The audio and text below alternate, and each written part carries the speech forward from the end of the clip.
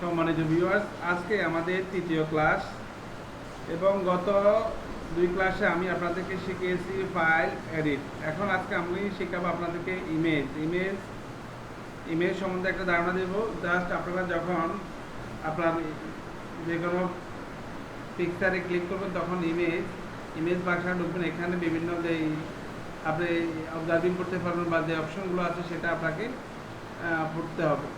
এবং চাইলে আপনার দেখা যায় এখানে যে সবচেয়ে বেশি ইম্পর্টেন্ট যে কাজগুলো করা হয়, ইমেজ সাইজ, যদি এটা আপনার ধরেন এটা আছে অ্যাঙ্গেলে আছে, ধরেন এই 90 ডিগ্রি অ্যাঙ্গেলে আছে, আপনাকে এটা সোজা করতে হবে। কীভাবে সোজা করবেন? আপনাকে রোটেন কনভাইজে ক্লিক করে 100% ক্লিক করবেন, হয়নি পরবর্তী 90% দিবেন, ইনশাল্লাহ সাকসেস হয়ে যাবে। এই পরবর্তী আপনি আবার 180 দিলে সেম এজে রোটেন করবে। আপনাকে 90 ডিগ্রি দেন, এটা কিন্তু 90 ডিগ্রিতে পরবর্তী দেখেন আবার দেন 90 ডিগ্রি, 180 ডিগ্রি দিলে কিন্তু সোজা হয়ে যাবে। এখন দেখেন সোজা হয়ে গেছে।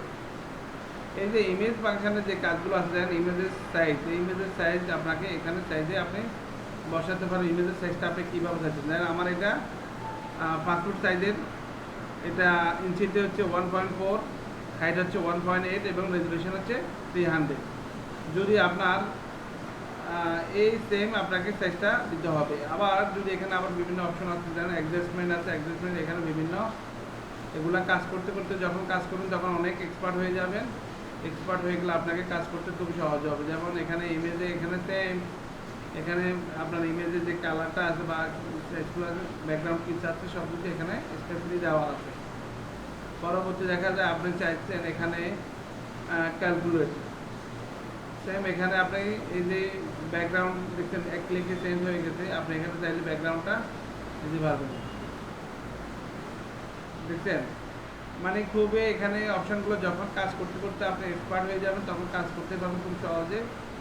তো সবাইকে বলবো আপনারা আমাদের চতুর্থ ক্লাসটি দেখবেন এবং ভিডিওটি আপনার বন্ধুদের সাথে শেয়ার করবেন। সবাই ভালো থাকুন, সুস্থ থাকুন, ধন্যবাদ।